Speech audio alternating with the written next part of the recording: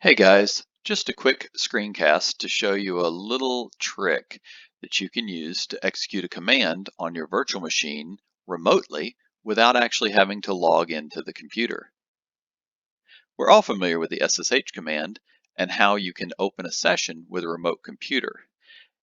The SSH command also allows you to pass in a command at the end. So after typing it in as you normally do, add a space and then the command you'd like to execute, for example, ls, and press enter.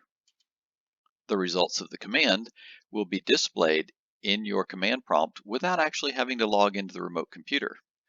For example, if we'd like to do a different command, such as run our build deploy container script, we can type that command in. However, remember that to execute a script, we need to preface it with /. So we'll type in / build deploy container.sh.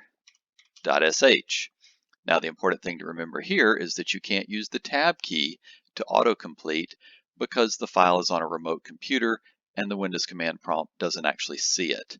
So we type in the same SSH command that we'd normally type, followed by a space, /, and then the script we'd like to run.